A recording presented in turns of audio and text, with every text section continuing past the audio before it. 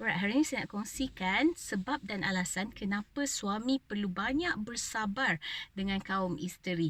Okey, alasan yang pertama adalah dari aspek emosi. Dari aspek pengurusan emosi, kita tahu terdapat banyak sangat perbezaan antara seorang wanita dan seorang lelaki. Tidaklah saya nak kata emosi kita berbeza. Tidak. Kerana apa? Kerana emosi kita sama. Sebagai seorang isteri wanita, saya mempunyai emosi gembira. Saya yakin anda juga sebagai seorang suami mempunyai emosi gembira. Kalau saya ada emosi sedih, anda juga ada emosi sedih. Tapi apa yang membezakan kita adalah cara kita menguruskan emosi. Sebenarnya kaum lelaki ataupun kaum suami ni cenderung untuk menjadi individu yang lebih tenang dalam mengawal emosi, dan mereka juga tidak suka menunjukkan emosi mereka. So, dua sebab ni. Berbanding dengan isteri ataupun wanita. Wanita adalah individu yang suka menunjukkan emosi, dan kita kurang tenang sebenarnya dalam mengawal emosi kita.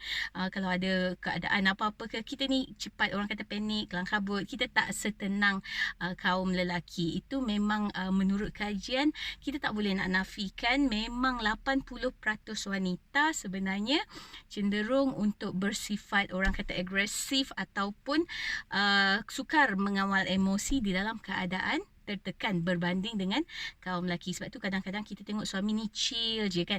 Jadi kat sinilah suami kena faham sebagai seorang suami, kedudukan anda lebih tinggi dari aspek emosi berbanding dengan perempuan, berbanding dengan isteri. Jadi kat sini bila isteri nampak isteri tengah stres, tengah marah-marah, anda jangan marah, anda jangan stres, anda sabarlah. Anda kena faham bahawa isteri saya seorang wanita dan sebagai seorang wanita sukar untuk beliau mengawal emosi. Tidak semudah kaum suami. Itu yang pertama.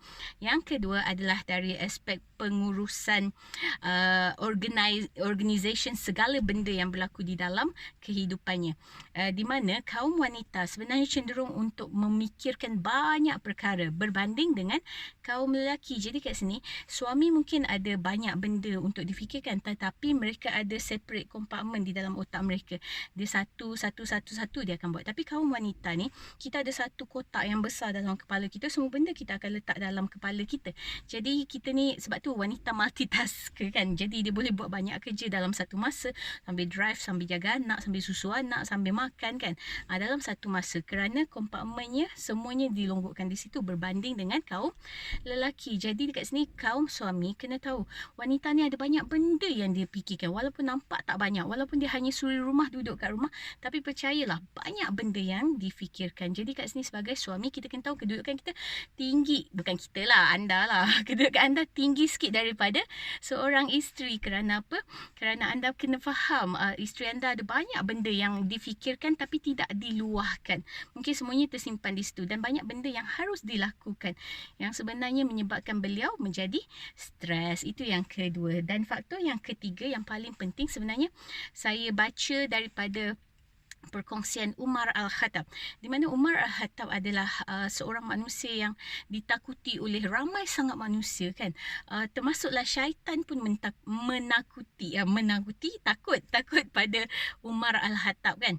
Tetapi ketika saat isterinya memarahi beliau ataupun membebel ataupun membuat luahan emosi, Umar Al-Khattab tidak memarahi isterinya, sebaliknya cuba untuk memahami isterinya. Bila ditanya kenapa beliau tidak memarahi ataupun tidak menjadi seperti dia punya the original behavior lah kan. Dengan orang lain dia garang kan, tapi dengan isteri dia tak garang kan.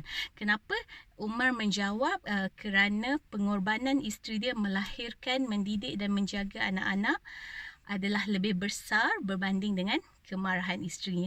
Jadi alasan yang ketiga ni adalah kerana kalau Umar pun boleh menukar corak pemikiran, ini kan pula kaum suami di luar sana, tukar sikit je anda punya cara pemikiran. Setiap kali anda rasa nak marah melihat kemarahan isteri anda, setiap kali anda rasa macam anda tak boleh bersabar dengan isteri anda, fikir balik mengenai pengorbanan dan kebaikan yang mereka lakukan kan. Mungkin seksanya mengandung, seksanya bersalin, seksanya menjaga anak kan, perkara-perkara begitu, insyaAllah dia akan meredakan emosi kemarahan. Itu adalah antara sebab kenapa suami kena bersabar dengan isteri. InsyaAllah semoga bermanfaat. Dikongsi bersama Terapi Minda, positifkan diri anda. Assalamualaikum.